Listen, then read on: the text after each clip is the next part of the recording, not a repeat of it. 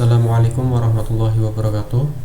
Perkenalkan, nama saya Dimas Andrea, mahasiswa Universitas Siperasia dari kelas IT 401.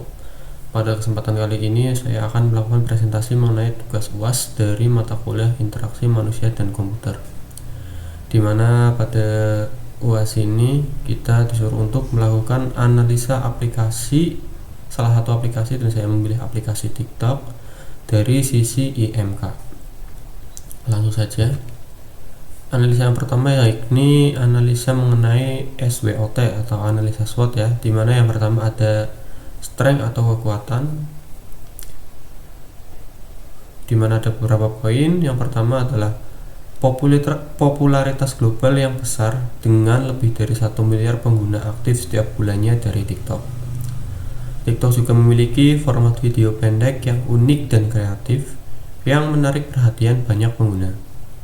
Kemudian algoritma yang digunakan TikTok sendiri merupakan rekomendasi yang kuat yang memberikan konten yang relevan dan menarik untuk setiap pengguna. Kemudian yang terakhir ada dukungan dari berbagai selebritas dan influencer yang membantu memperluas basis pengguna.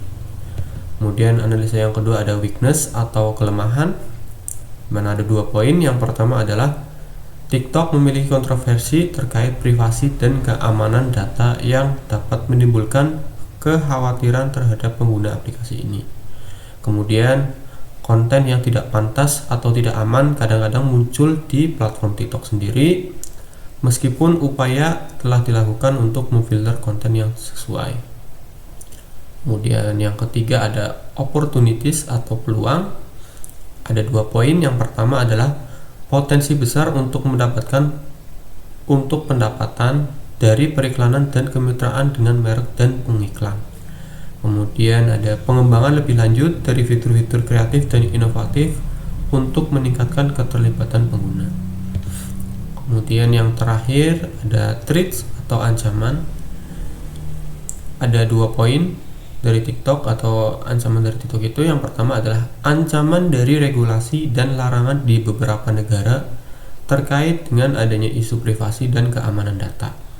Kemudian yang terakhir ada persaingan dengan platform media sosial lainnya yang menawarkan fitur serupa. Mungkin dalam hal ini ada YouTube Short ya, sama Twitter juga sekarang sudah menggunakan video juga, yang dimana dalam pembuatan dan berbagi konten video itu ya. Kemudian analisa mengenai komposisi warna pada TikTok. TikTok menggunakan warna merah dan hitam sebagai warna utama dalam logo dan antarmuka aplikasinya. Warna merah melambangkan semangat, gairah, dan kegembiraan yang sesuai dengan konten kreatif dan energik yang dihadirkan di platform ini. Warna hitam sendiri digunakan sebagai kontras untuk memberikan kesan modern dan elegan.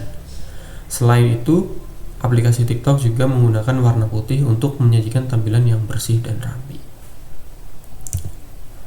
Kemudian yang terakhir mengenai analisa perancangan dialog terkait feedback, error handling, pembatalan aksi, dan fasilitas bantuan.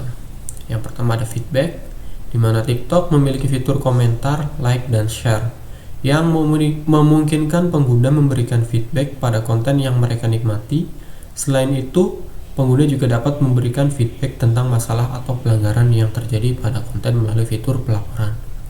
Yang kedua ada error handling, di mana jika ada kesalahan dalam membuat konten atau masalah teknis lainnya, TikTok sendiri akan menampilkan pesan error yang jelas dan informatif kepada pengguna. Pesan ini memberitahu pengguna tentang masalah yang terjadi dan mungkin memberikan solusi atau panduan untuk mengatasinya. Kemudian terkait yang ketiga, pembatalan aksi, di mana TikTok memungkinkan pengguna untuk melakukan pembatalan aksi seperti like, follow, atau unfollow dengan mudah melalui tombol undo atau tombol cancel. Kemudian yang terakhir ada fasilitas bantuan atau help. TikTok juga menyediakan fasilitas bantuan dan dukungan bagi pengguna melalui bagian bantuan di aplikasi atau melalui situs web resminya. Pengguna dapat menemukan informasi dan panduan tentang berbagai masalah teknis atau kebijakan dalam bagian bantuan tersebut.